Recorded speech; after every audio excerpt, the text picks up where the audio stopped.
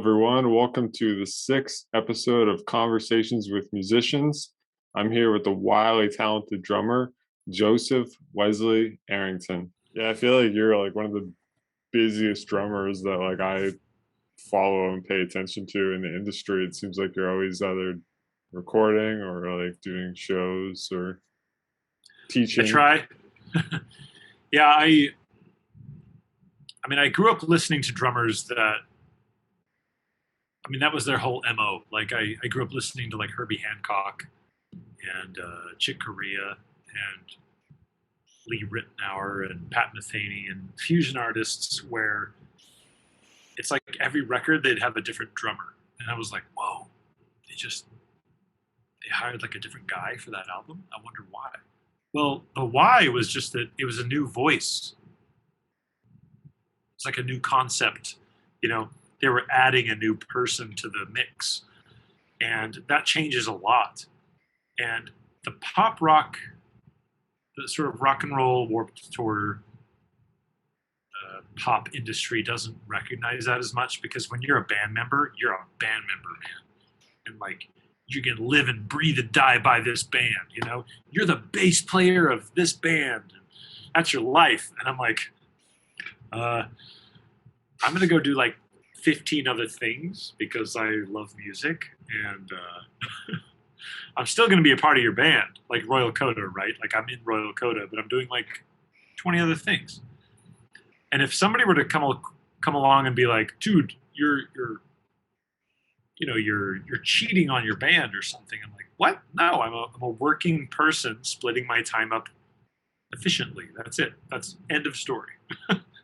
That's my argument. Yeah, if anything, you're getting more experience and stuff and practicing more to bring back to the band. My original drum teacher and mentor, Jay Lawrence, who was my mentor for a decade. He was like my drum dad, like my second father. He had something he said. He said, always seek out playing with musicians that are better than you.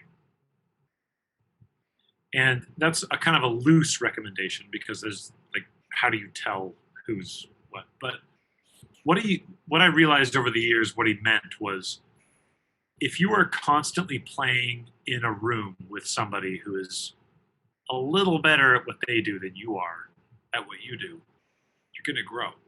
You got a keyboardist or a guitar player or bass player, somebody who's like, hey man, that was great, except could you just please keep all the upbeat stuff? You have like a conversation with this musician who's like, hey man, love your drumming, but could you change these little things for our setup? You're instantly growing. You're instantly adapting and being like, putting on the spot. You're put on the spot. You're like, oh no. Okay, we're going to click off this song again. And I got to make sure I do what he said. And that just essentially means you're growing so incrementally. You're just slightly raising the bar. Just, even if it's by whatever. Just barely raising the bar. And when you play with musicians that are better than you, it kind of kicks you into high gear. You kind of like jump into the situation where everyone just shreds. All the musicians around you just shred at what they do. And you're like, hey guys, practice real hard this week. It's like, what you're really getting yourself into is a learning process. And that's great. I've even had musicians work with me where they're guitarists or bass players, where maybe I have a few more hours on my instrument. And I say, hey man, just make sure that you're nailing that one part, because I can feel that we're disconnecting. And it's not like I'm their guitar mentor. I'm just, in fact, some of the best lessons you get are from other musicians, right? It's like you're a drummer, you want to take lessons from a drum teacher. But then you play with some bass players and guitarists that are like, hey man, I'm struggling to play along with you. And you're like, what? Me?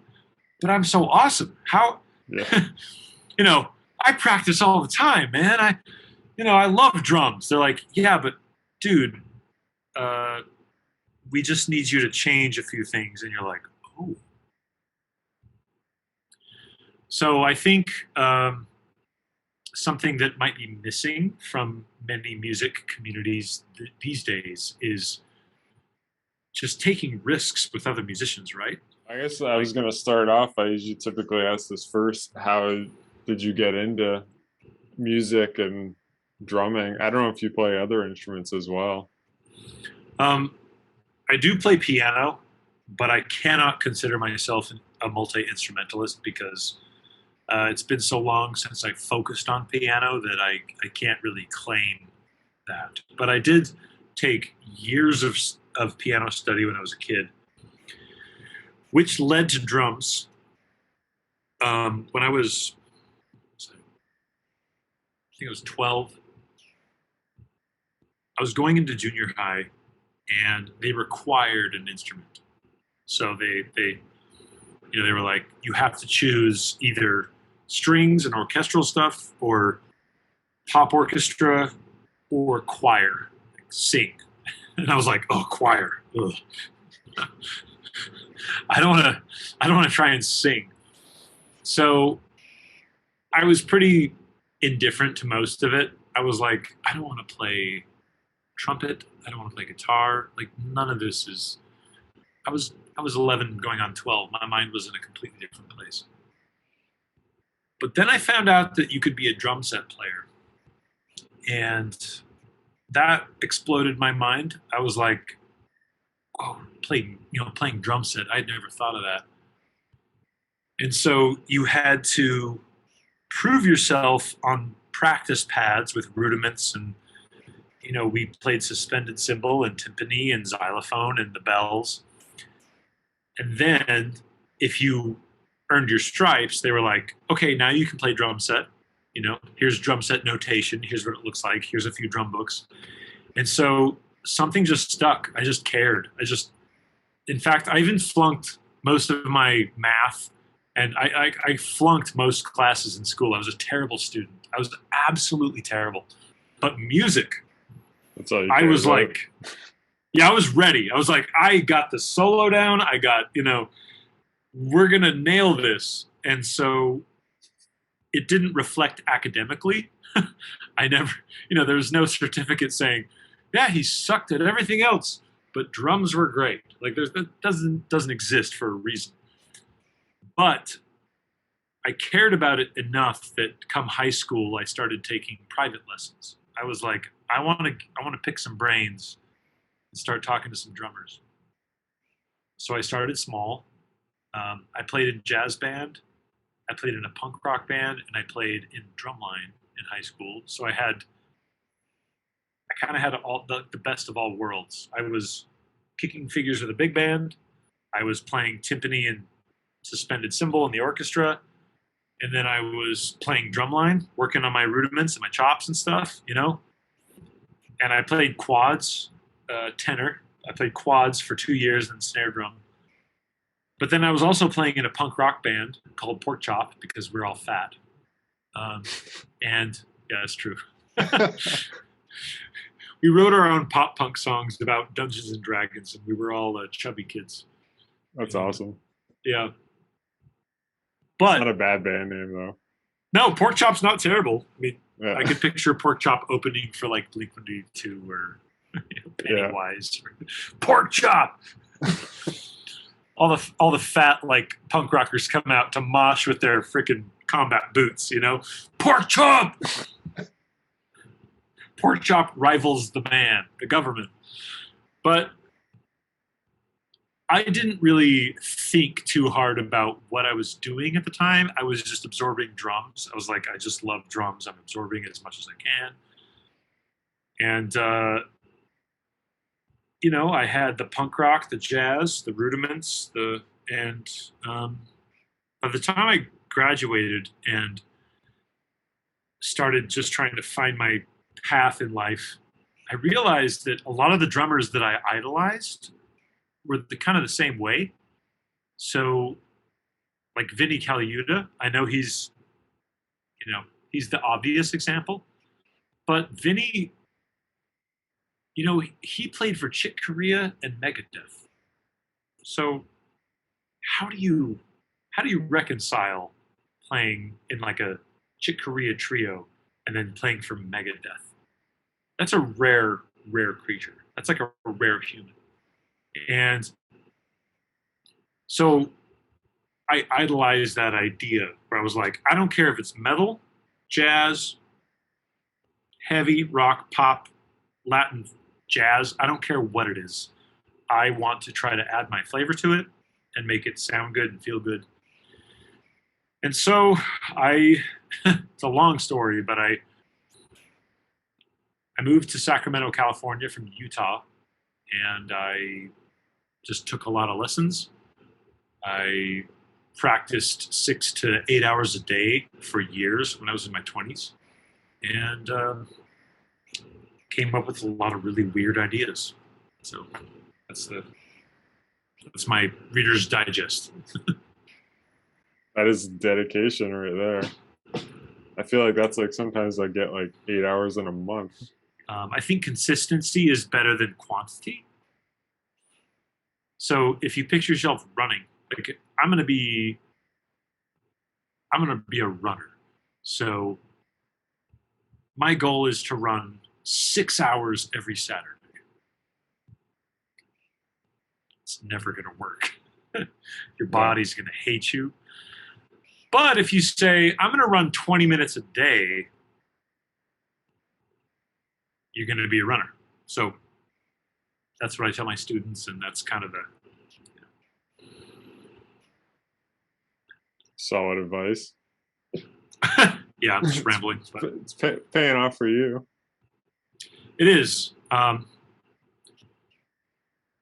had a period in my 20s, probably 25 to 27, where I had no social life. I wasn't dating anybody. I wasn't going to bars with friends. I wasn't.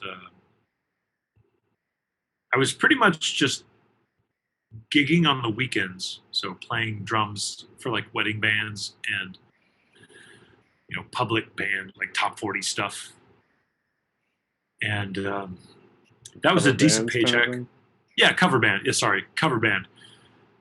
That was a decent paycheck. Enough to support me. So I did that on the weekends. And then during the week, it was nothing but drums and video games. I mean, I was earning enough with the weekend gigs playing cover bands that my Monday through Friday would just be, I would go into the studio and I would crack open a drum book. And this was before social media really took over our lives. And so I would my phone wasn't my metronome, I had like a physical metronome, and I was, and that was my most developmental period. And I'm grateful for it. You kind of have to resort to hermit mode. I call it hermit mode, where you just leave the world at the door, right? Kenny Werner, who wrote Effortless Mastery, talks about this. You do have to kind of leave the world at the door and focus on the thing, and then revisit, as if you were living in like the 1980s or 90s, where if people wanted to get a hold of you, they left a message on your answering machine. And you came back from work, you're at the shop, the factory, you weren't available because you were busy, right? And then you come home and you're like, oh, I got a message. You listen to it, like, oh, I'll call this guy back. Now we kind of expect this like lightning quick, texting, calling. It's like, how come he's not responding? How come this? And maybe I'm practicing drums for 3 hours. That's why I'm busy. And that's okay. I think a lot of people struggle with that. I'm not getting back to my friends on Discord. There's so many things. It's like, yeah, shelve all of that and just focus on your instrument like you would a term paper or a thesis. And you're going to get so much better, So that's my It's my PSA. That probably works out for you then if the studio Wi-Fi is not that great. Well, the studio Wi-Fi is good enough to handle basic things, but something I've implemented recently is completely cutting myself off when I practice. The world has collectively lost its mind. Doesn't matter which side of any aisle anyone's on. Everybody can admit that. And it's very easy to be caught up in all the madness. And so I have actually just got a brand new iPad, because the iPad, I can use a metronome app and record and do all this stuff. And I can literally leave my cell phone in my car. Like, you want to get a hold of me? I'll talk to you in 3 hours. On the door. Well, dude, I guess if you show up, yeah, if someone shows up, they bang on the door, I'd be like, "What are you doing here?" But that's true. You know, if there's an emergency, then yeah. And I keep text messaging open to my wife and my kids. But what I mean is, like, the obsession with waiting for students to message me, waiting for potential industry altering, like, "Hey man, we need a drummer to audition for this," or "Hey, we're looking for a drummer." All the stuff that we sort of project is going to come no matter what. I have decided to completely write that off. Like, if they can't wait for me to respond later in the day, it's not worth it. So my practice now, and I'm taking a master class and lessons right now with 2 drum teachers, is when I'm practicing and working on their material, nothing else matters. It's my education. It's like a law degree. It's like, this is what I'm studying. And if you really need something, you can still wait. And so that's kind of my approach to that, because that's the thing students ask me the most, is how do I practice in a distracted world? And my answer is, you got to be proactive. You have to combat the distractions with your own innovations to say, you know what? I don't need to check Instagram every 10 minutes, you know? This can all wait. This is more important. Now that you said you live in Nashville, it makes way more sense being on the Drummer podcast. And you were saying how you like to get inspiration walking away from the drums and doing other things like hiking or reading. I've noticed that sometimes you post about reading like science fiction books. Yeah. I saw your Batman review today. I was like, oh, is it that good? I loved it. I mean, I have, yeah, no shame. I post them for a reason. My wife and I saw it last night with dude, it felt like going to the movies in like 1992. The theaters were packed. The movie theater itself was packed. People were happy, smiling. I was like, is this like real life? And the movie itself was such a breath of fresh air, which is funny to say because it's really dark, very existential, very nihilistic, and there's a lot of, but I just really appreciated what they did with Batman. They made him more human. They actually managed to take a character that's been in plenty of movies. There's no shortage of Batman movies, am I right? Yeah. But they managed to have a fresh take. And I'm like, how do you manage a fresh take after that many tries at making Batman, like, even especially after Christopher Nolan? The Dark Knight series was the trilogy was legendary, like amazing work from everybody involved. Whether you like him or not, you have to admit the directing, the writing, the acting, like, you can't deny it.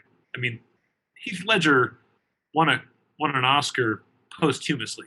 Not that Oscars are that big a deal, but it's a cool moment. So Batman Yeah. has a lot of baggage, right? There's a lot of movies trying to, this is my vision of the Batman. And I'm like, okay, I'm watching 20 people tell me what they think Batman should be. And I just thought this new movie was a really, really solid sort of, not even a reboot, just a solid take on what the concept of Batman is. And it could be cheesy very easily. Comic book stuff is like, you know, got a bunch of spandex wearing like underwear models fighting crime. Like it's, you know, it's a fantasy land there for sure. But if you can take the idea or the concepts in that fantasy world and make them more real world, like apply them in a way that people can identify with, that's amazing.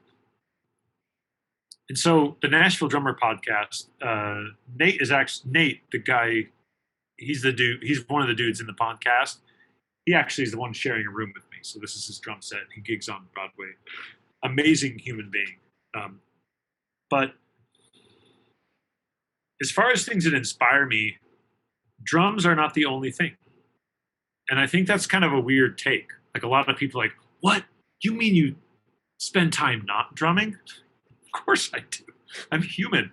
Are you kidding me? If I'm eating a sushi roll, I'm not playing the drums at the same time, am I? So I find other things to enjoy and things to take up my time. And drums are kind of the outlet where if I'm living my life, whether it's stress or inspiration or happiness, or, I mean, you pick the thing. Drums are the way that I express that without my voice.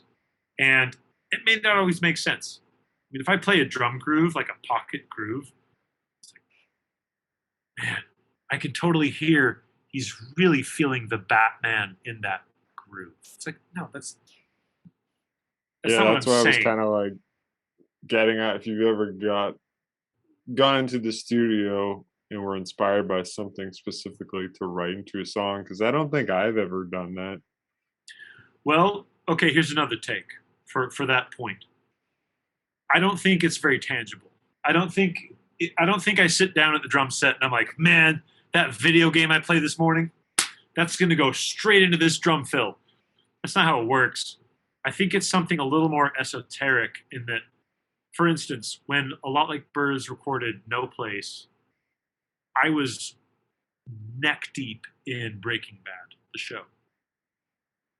And there's absolutely no way to gauge or measure how much Breaking Bad, you know, was involved in my process. However, at night after recording, I was watching Breaking Bad to like decompress, and I was like so invested in the highs and the lows, and I wasn't even thinking about it too hard. It was just like, this is really affecting me. This is a crazy show. There's so much going on, and now I can't go back and pick apart.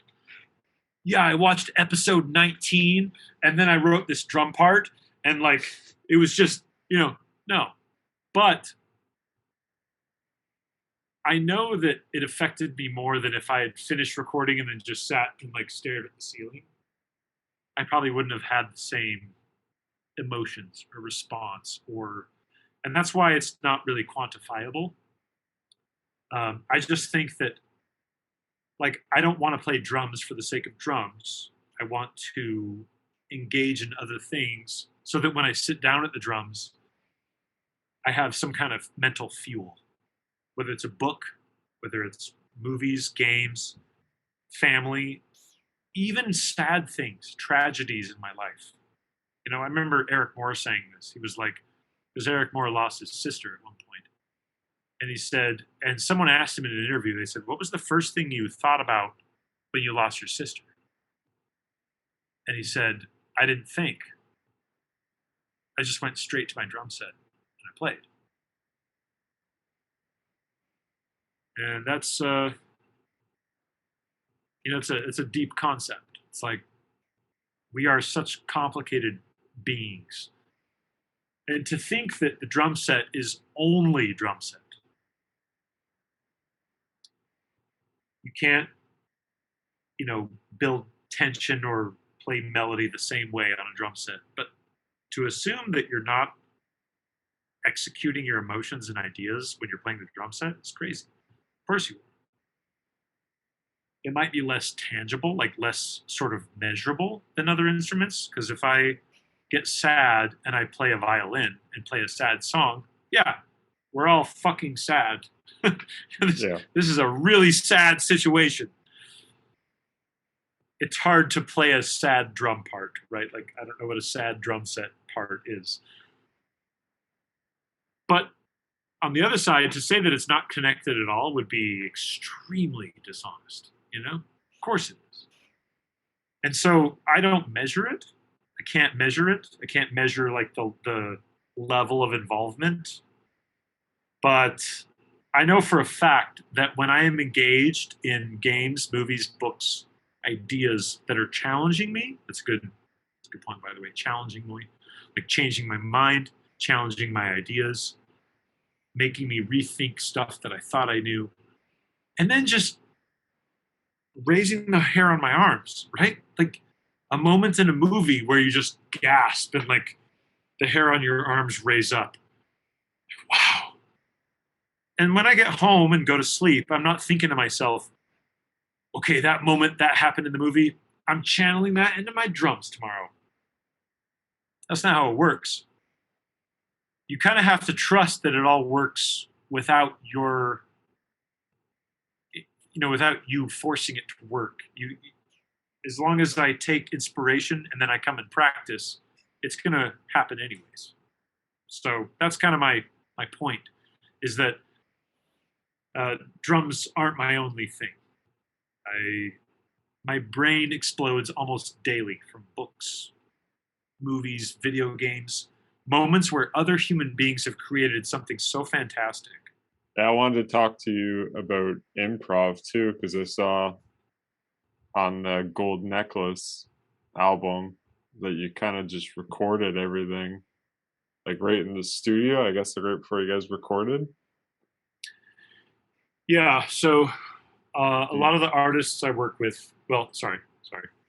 Oh, I was gonna say, is that like something that's happened before, or do you like prefer that method of like being on the spot, or do you like to practice before and like get demos before you go into the studio? So the annoying answer is it's a little bit of both. Most of the artists I work with are a little bit of both, meaning we do some pre-pro and then we get in the studio, but then I have all these new ideas flaring up as I'm recording. And so there's an element of improv that comes with it. Gold Necklace was similar. The reason why there was so much improv with that is because the songs themselves don't have that many parts. So with bands like a lot like Birds,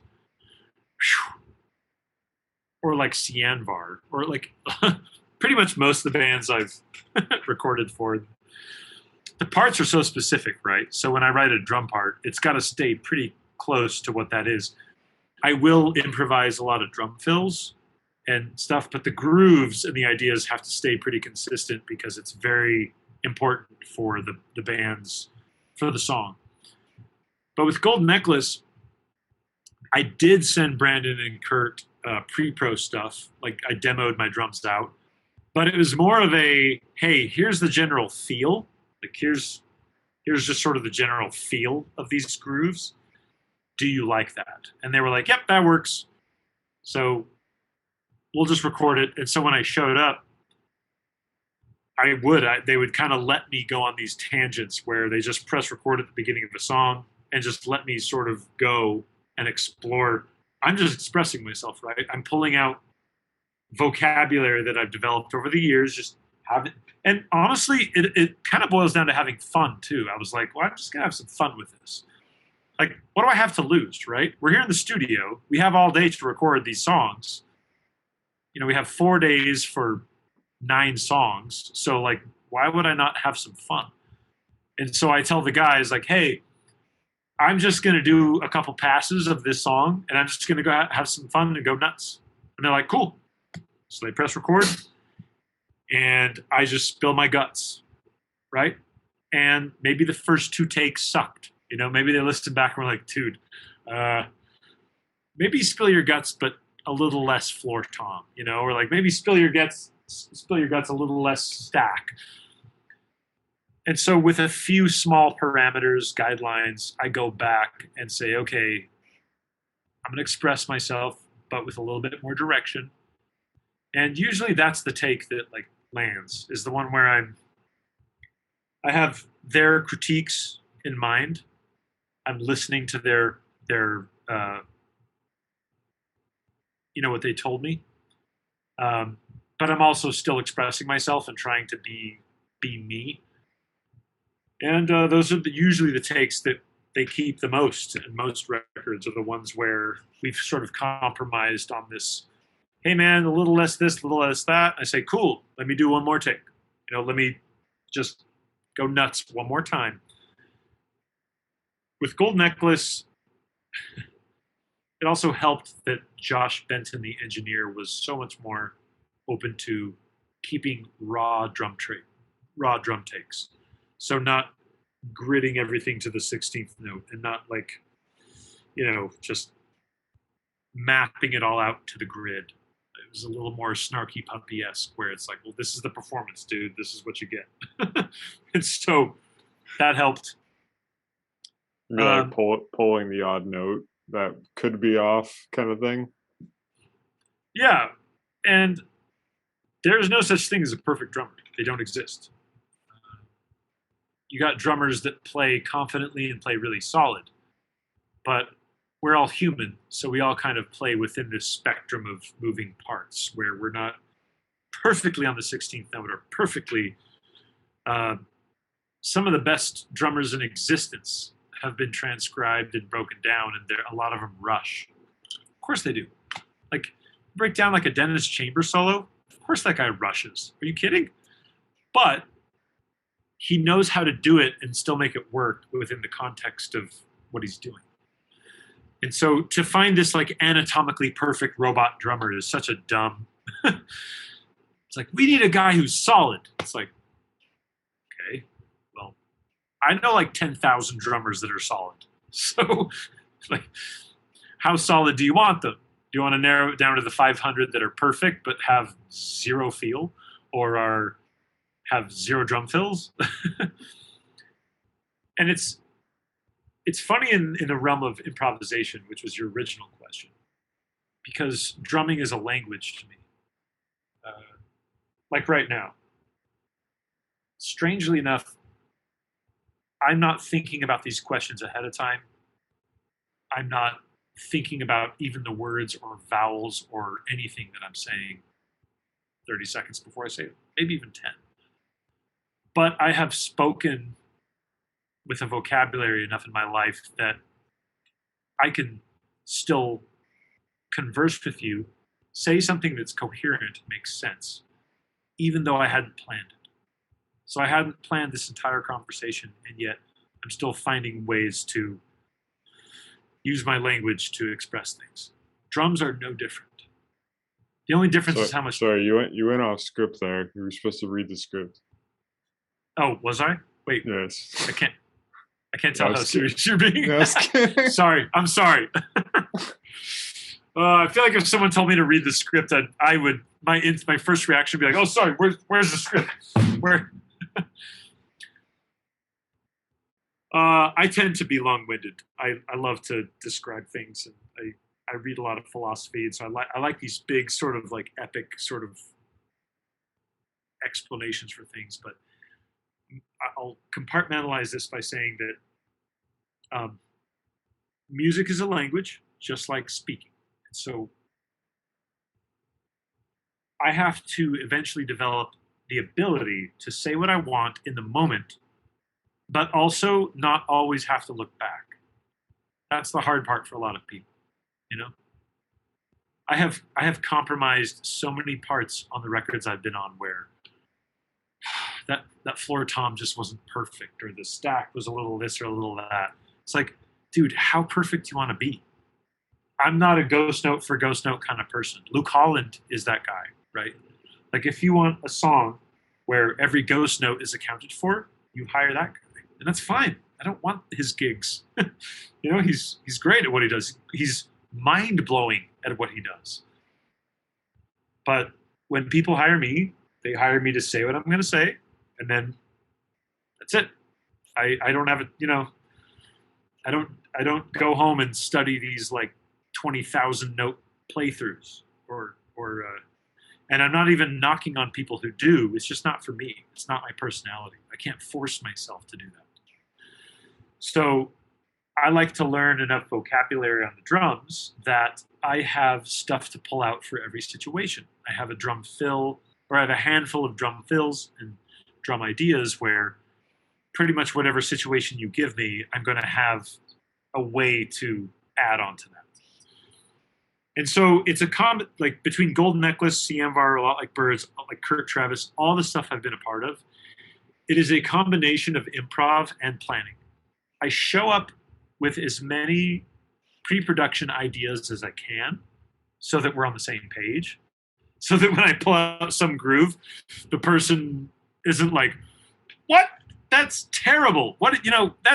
You suck, man. Like, we have to agree on something first. And then I come to the studio.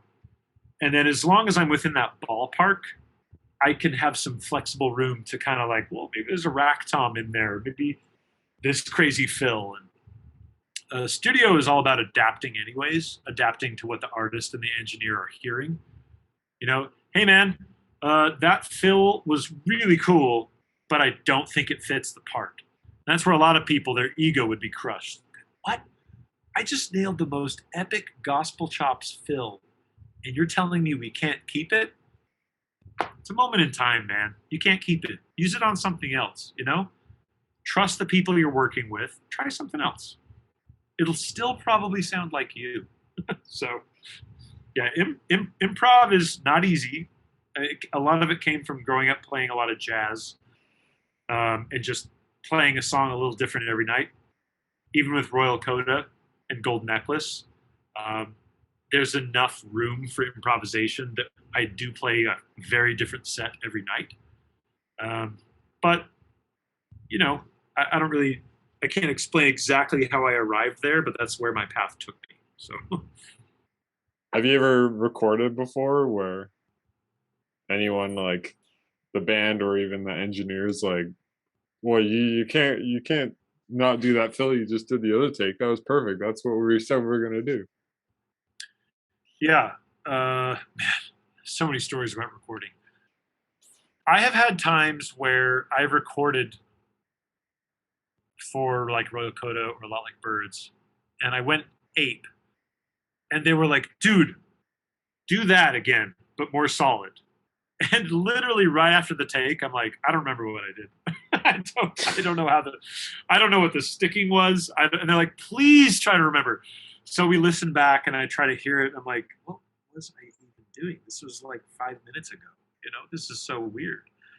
But then again, for instance, if you were to say, hey, Joseph, I really like that sentence you said 5 minutes ago. Could you say that again perfectly? I'd be like, I can't. There's no way, right?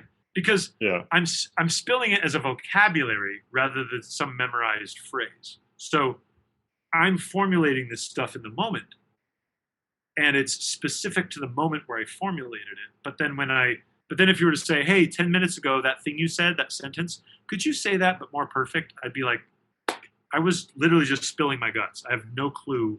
You'd have to play it back for me. I'd have to listen. And then I'd have to memorize. It's weird. And improvisational music taps into an interesting place for humans because like that's what jazz is. When I play a lot of jazz, we play a different set every night. Like there's endless ways to play Autumn Leaves because you're expressing yourself. You're finding new ways. You're pioneering new ideas in playing a jazz standard.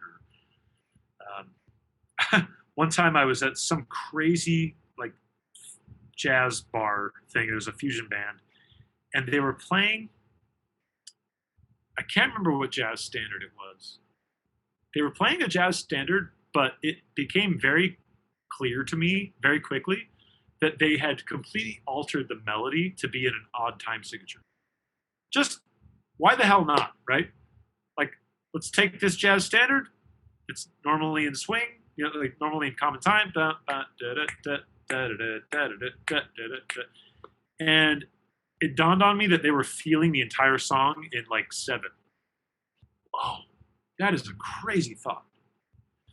Because there's so much manipulation of the melody and stuff that has to happen for that to be the case. You got to take away a few notes, add some phrases. So what?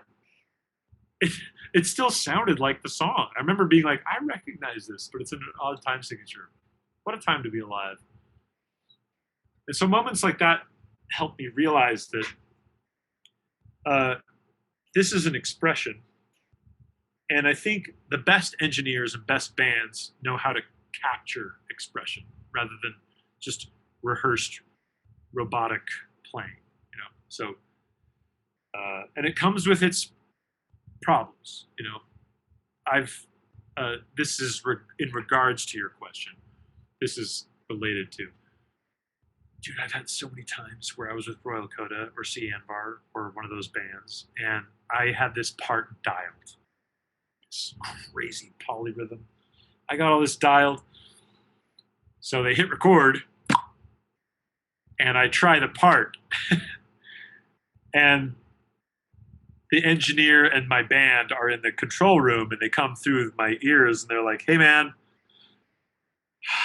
that's way too crazy. Like, that's never going to carry the song. And those are the moments where I learned to be like, that has a place elsewhere in my career. I can use that groove somewhere else. I need to listen to the people I trust. I'm going to come up with something else. And so I usually tell people, okay, give me 10 minutes. Literally just loop the demo in my ears for 10 minutes.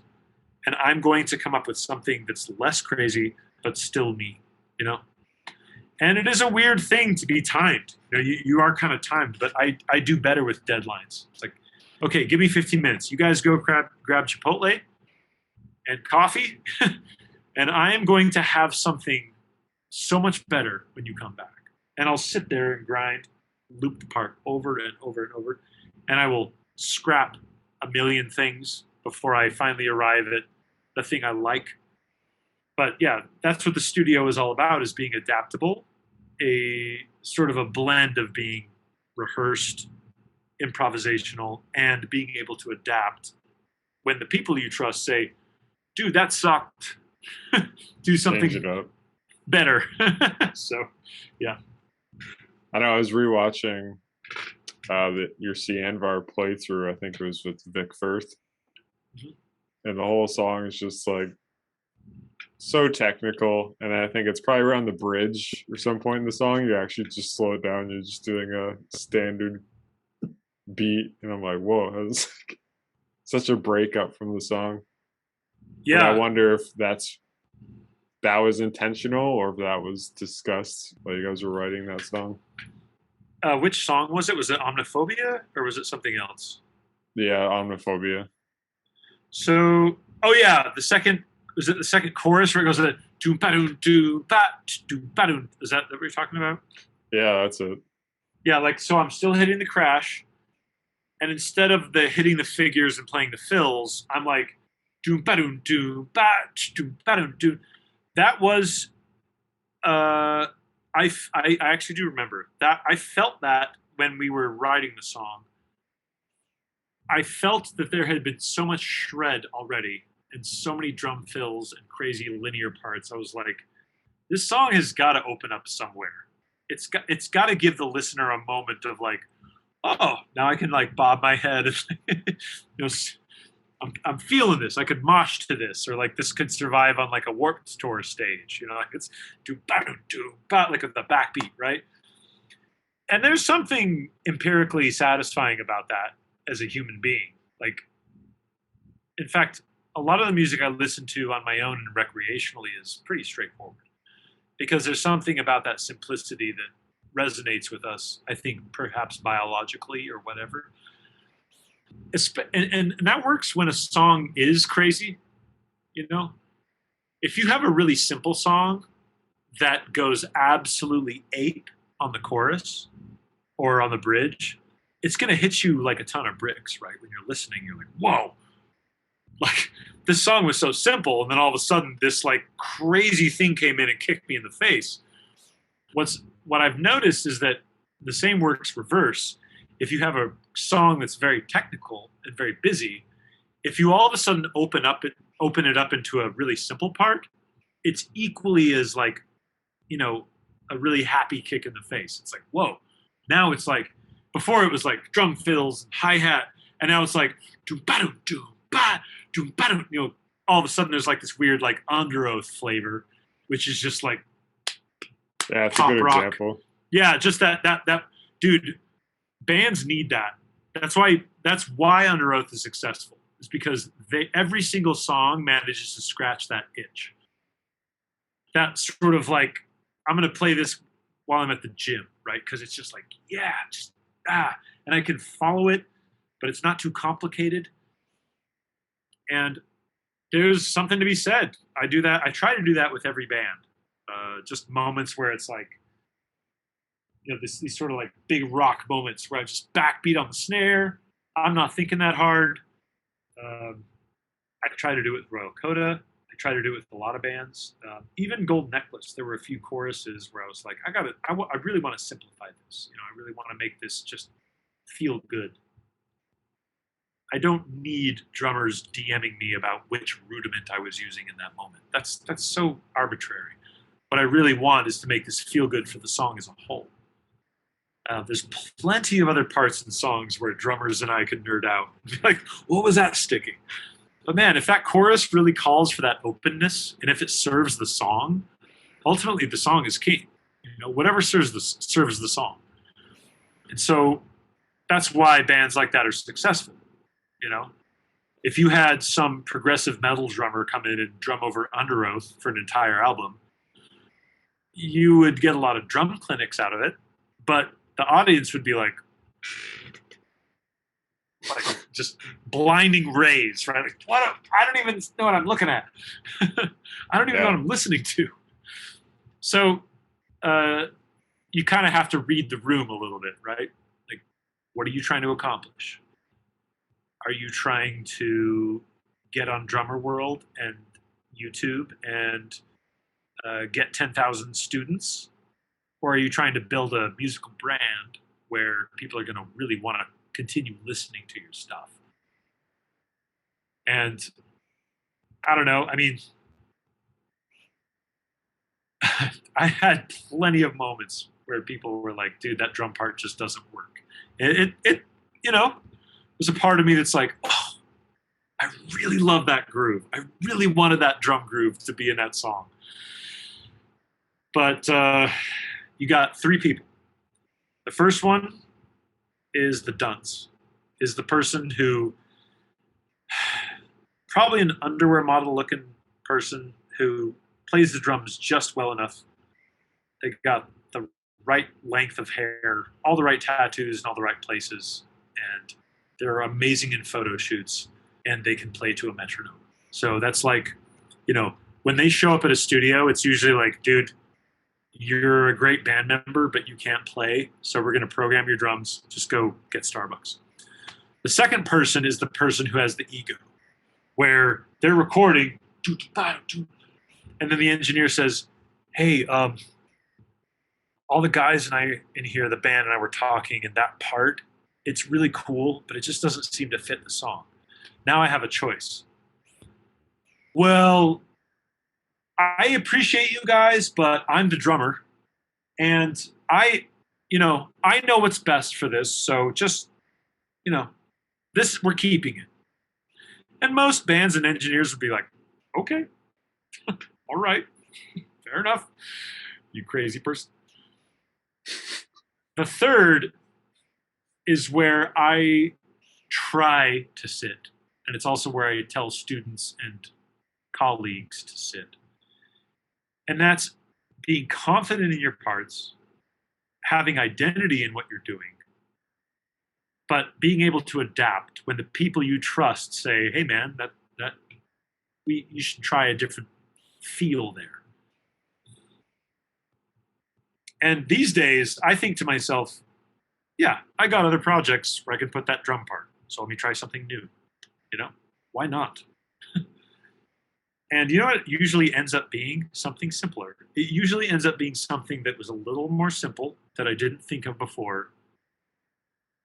And then I remind myself, how many listeners are going to hear this and be like, well, the song is really good and the chorus is catchy and this song makes me feel a lot of emotions, but man, if that drummer had just done something slightly cooler in those two bars, this song would be much better.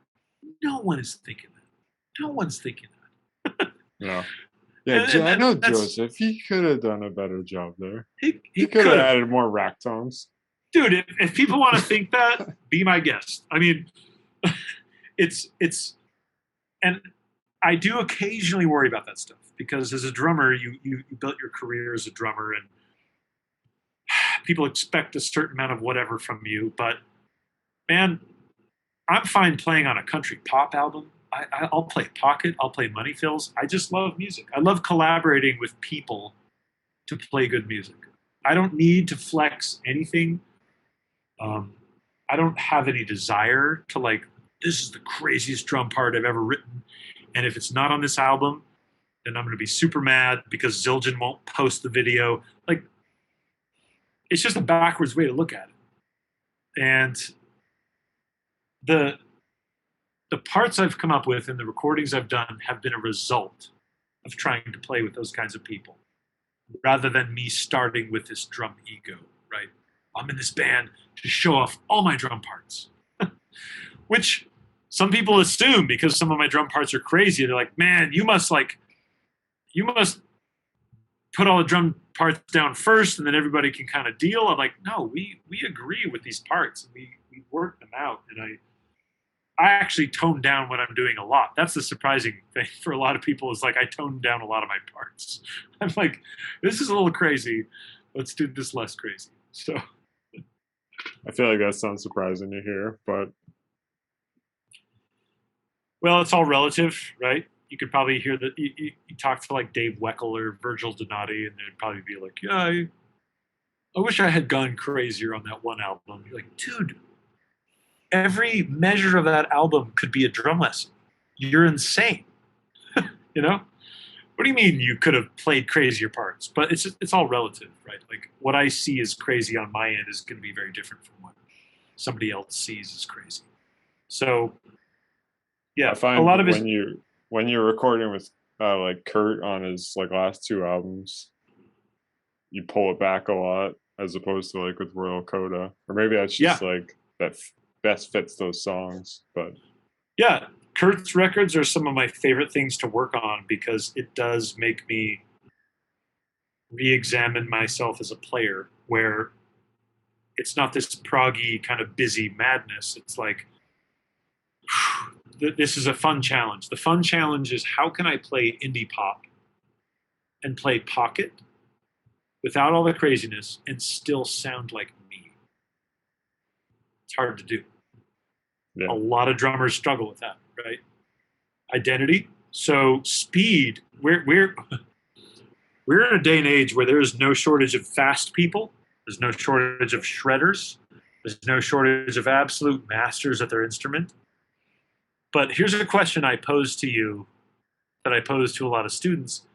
How many drummers out there do you think you could listen to and tell that it's them without knowing beforehand? That's a strange question. And it's a little deeper than people think because you have to understand, take all musical context and genre out of it and say, hey, here's a track. Who is this drummer? I could think of maybe five drummers that are that pronounced that I could be like, I know who that is.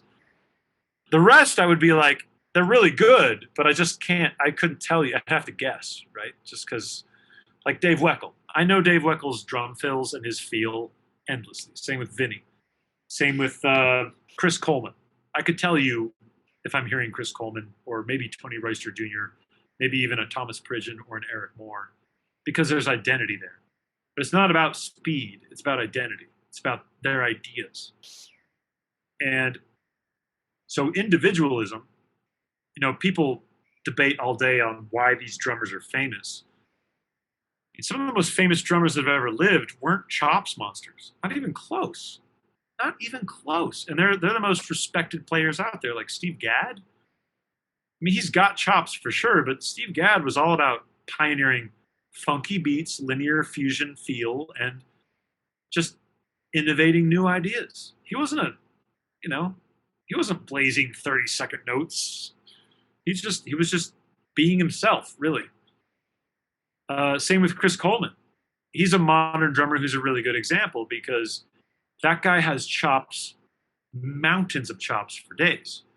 But in a lot of his playthrough videos, the most impressive thing I see is that when it's the verse or the chorus or he actually chooses drum parts for his songs and he sticks with them. So, of course, as drummers, we're all waiting for that moment where he just blazes across the kit during the solo. But man, the first 2.5 minutes are him playing pocket like a badass. Just finding a pocket and sticking with it. And that's a good lesson right there. It's like he waited to really show off. And he didn't have to. If he was being paid to play a gig and the artist said, "Hey man, I know you're a world phenom, but we don't really want a drum solo," he'd probably say, "That's fine." You think he'd fight them on that? No. He has enough Meinl videos to play whatever he wants. So if he gets hired by somebody who says, "Hey man, just keep it, serve the whole picture."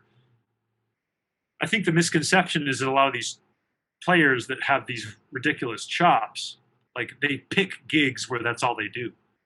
It's like Thomas Pridgeon and the Mars Volta, right? That was a good marriage of ideas because Bedlam and Goliath by Mars Volta was the absolute perfect setting for a gospel chops drummer to go absolutely bananas over these songs. And it sounds amazing, it fits the music, and showcases how epic Thomas Pridgeon is, right? But Thomas Pridgeon also went along to play with this Italian opera singer where it was nothing but pocket.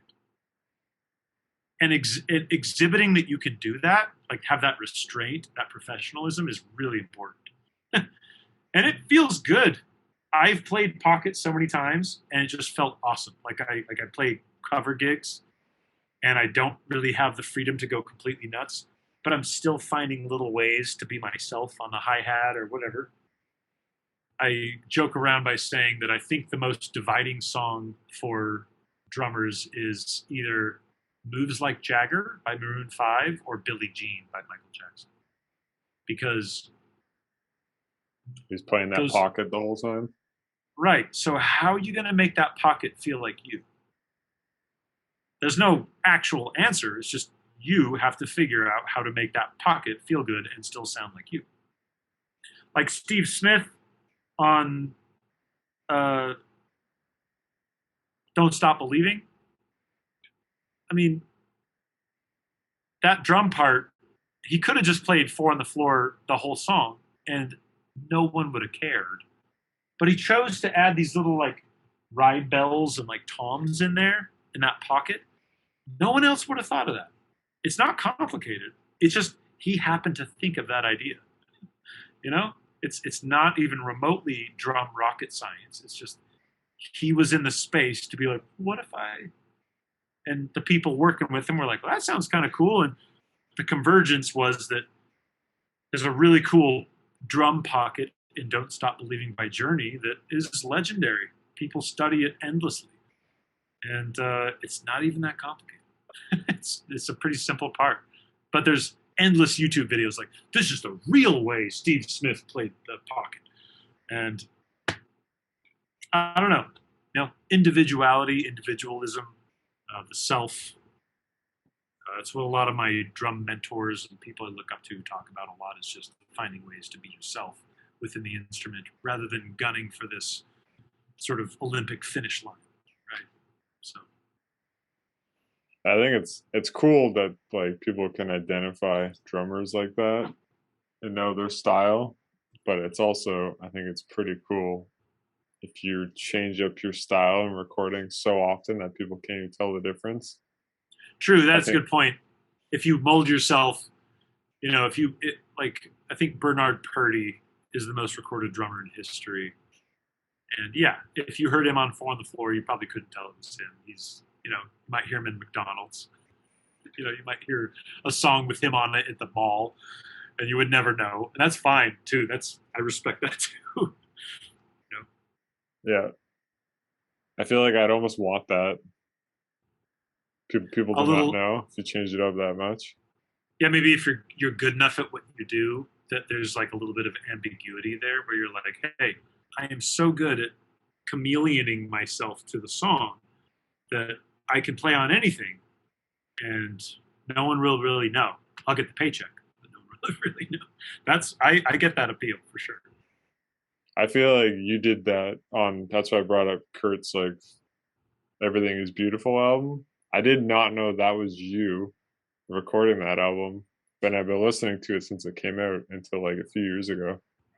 Oh wow, yeah, that was a fun one. I had done an EP with Kurt, which was very DIY, and he had a budget to do a full length. And he said, "Hey man," it was like a week before we started tracking. He said, "Hey, here's some demos." And so here's why I love working with Kurt. And this is a little bit of a message to anybody who wants to learn, who wants to find better ways to collaborate with each other. Kurt has enough drum knowledge that he can sort of like develop these drum beats. They may not be fully fleshed out. In fact, usually they're electronic, sort of like a just something to get the song going. And so he'll send it to me, and I think to myself, okay, he's got the kick here, the snare there. He really wants to keep this feel, and I do this for just about every song with him. The kick and snare are going do ba ba do ba ba, and I try to visualize, conceptualize the drum part, do ba ba, and then I put it on a loop. How do I make this sound like me, or how do I just make this feel good, right, on a real drum set? So I start with just the kick and the snare figures, like ba ba ba ba ba ba. And at that point, I could very easily be like ba ba ba ba. Just keep it simple, stupid, right? Just be not that it's stupid. Sorry, that was bad. But you know what I mean? Like that's what I tell myself. Like, dude, stop overthinking it. Just keep it simple. But whenever I hear boom ba ba boom ba ba, it's hard for my mind not to think of all these sort of linear phrases in between because I've just worked on them for decades. So I usually have like a series of things I work through. I got downbeat, do ba ba do ba ba, like with my right hand. Or what about upbeat? Or what if I did, like what if I did 16th notes on the hi-hat? So I kind of have like a little formula that I go through with a bunch of varying examples and ideas of ostinatos and what my hands could be doing to supplement the rhythm. And I always end up at something fun and unique that's just, filling out the phrases in ways that I never would have thought of if I hadn't sat down to do it. And that's where those parts come from in those songs, is that I'm examining the original idea he had, but with my spin on it. And so if you listen to Everything Is Beautiful and There's a Place I Want to Take You, those two albums by Kurt, 90% of those songs, Kurt had developed programmed drums first to give me an idea of what he heard. And then I went in and just sort of like, I guess the word is interpreted it in my way. And that's where it does take a village. That's where I say I love collaborating with other musicians, because they're going to hear things I don't hear. And I'm not the end all be all. I'm I'm just one part of the mechanism here. And I want feedback. I want people to say, hey, I want it to be more straightforward. Or, oh, hey, this bridge, you can go totally nuts because this is a musician's bridge. Just there's no vocals, just go crazy. Like, I want that back and forth, I try to prepare for that. So Everything is Beautiful was such a fun album to track on. I actually tracked it with the drum set I'm sitting at right now. Their Gretsch kit? Yeah, I have this Gretsch. I'm gonna studio it. So it's this Gretsch New Classic gold sparkle. It's called Vintage Glass. Ooh. Yeah, no, vintage glass as opposed to modern glass. And this is a 20-inch kick drum. I used a 20-inch kick drum on Kurt's Everything is Beautiful album. And most people are like, what? You used a 20-inch? That sounded like a 22. I'm like, how? Is your ear so trained that you can differentiate a 20-inch kick from a 22-inch? There might be a few people out there, but I think it just shocked people because they didn't expect a small kick drum. And you can get just as fat a sound out of a small kick drum if you tune it right, But that was such a fun album to track. And between Kurt, Zachary Guerin, and I, and our engineer, we had so much fun creating that album. Good memories. And that's probably the most sort of pocket dialed I've ever been in this scene. Meaning, I just said pocket dialed. Wow. Showing your age, man. Focused. I have no reservations about showing my age. But I found a few gray hairs in my beard recently where I'm like, oh.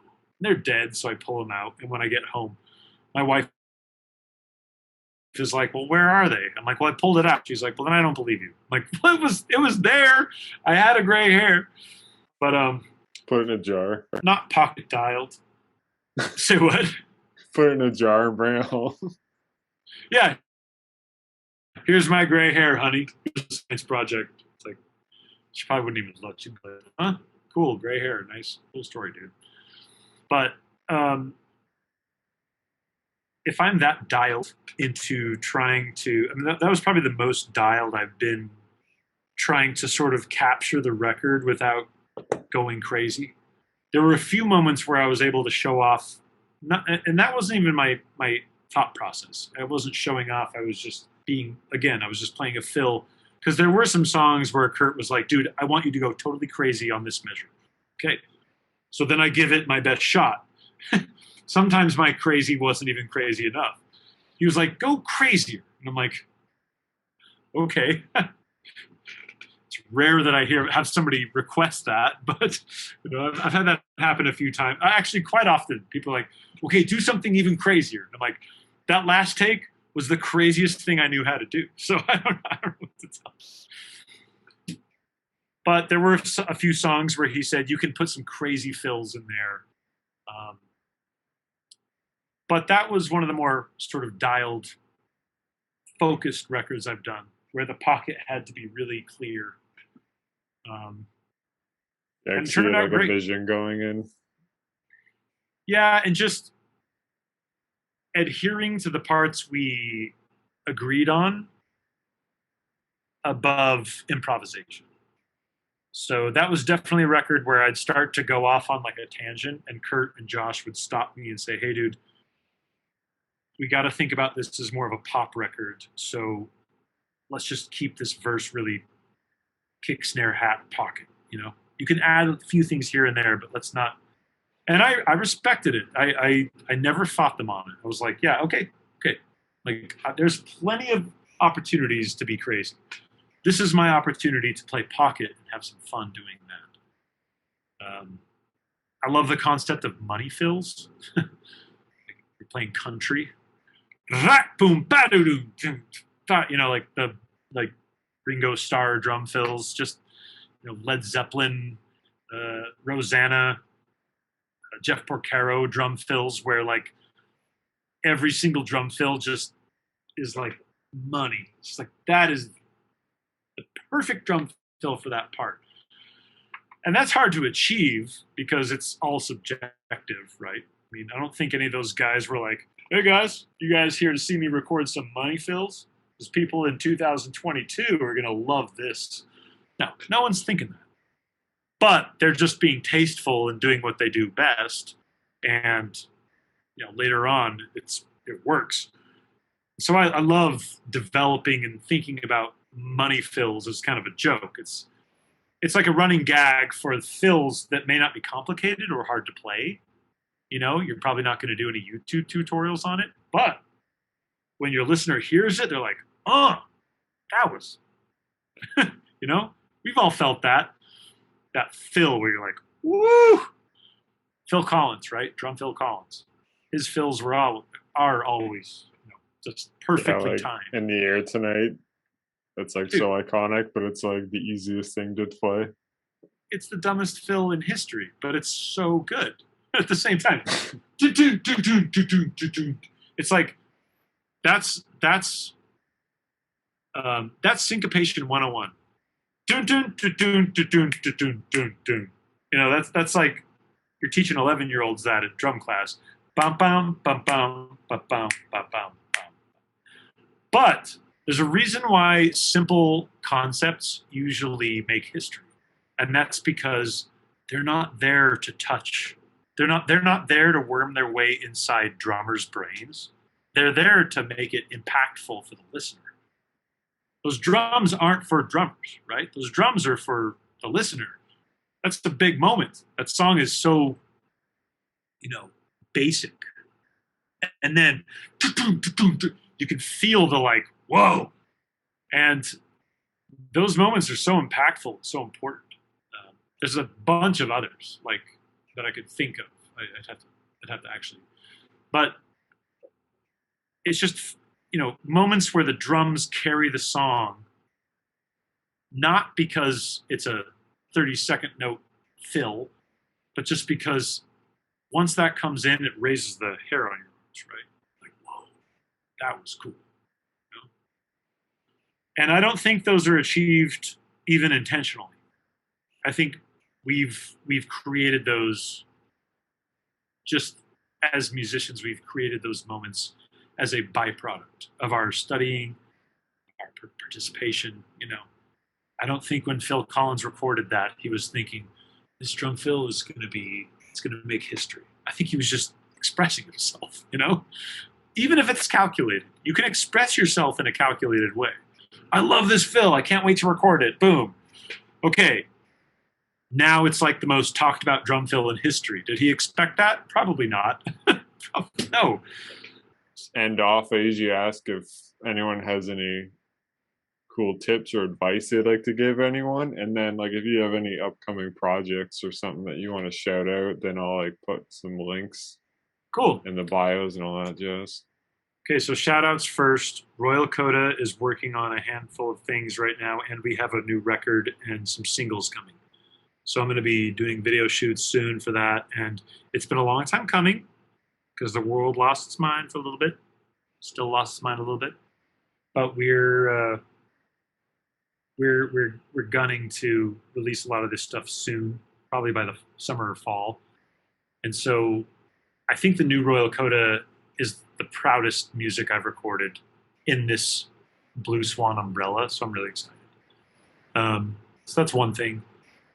Also, Secret Gardens, my friend Greg Almeida, he is a solo artist that I recorded for, and he is not massive by any stretch, but he's doing really well. It's like instrumental, progressive, post-rock genre, whatever. But it's really good. And I recorded for him in the fall. That's coming. So Secret Gardens. I'm very excited about that. I have a MIDI groove pack on the way. I'm working on a drum book, instructional book. It's on the way. By the end of the year, I should have a website for teaching and all kinds of things. And I think that might be it. Oh, and right now I'm in talks with a record label about putting out a solo album. So just a instrumental progressive fusion record with me on drums and all of my favorite musicians that I've worked with over the years collaborating to just make something fun. Not meant to be some crazy moneymaker, just cool music. Basically, the weirdest ideas I have on the album. That's awesome. So, That's like kind of like Tom Morello yes, style as a yeah, drummer. yeah. That's cool. So there's that, and then let's see. Those are the shout outs. And then if I had any advice to people, take lessons, find a student, find a teacher, online or not. I don't care if it's the old grizzled person at your local university. Find a drum teacher. They're going to give you something you had never thought of before. Always. 2, treat practice like work. So let's say you already have a job. Treat practice like your second job. And the people in your life will just have to deal. And that sounds mean, but if the people in your life care about you enough, they'll realize that, like, okay, he's busy. You know, like in like Berklee College of Music, those cats, they don't call this practice, they call it work. Because think about it. If I tell my buddies, like, hey guys, I can't really come to the bar because I got to go practice. They're like, oh man, you practice all the time. You're a great drummer. You don't need to practice, come to the bar. But if you say, sorry guys, I got work. They're like, oh, cool. Yeah, you got work. I'm not going to force you not to go to work, right? Yeah. Third, put the phone down. Find a way to integrate practice without social media, without worldly distractions, and without the news. But yeah, thanks for having me. I tend to talk a lot. Got a lot of ideas swimming around in my head. Enjoyed hearing them. Yeah, thanks for doing this. I really appreciate it.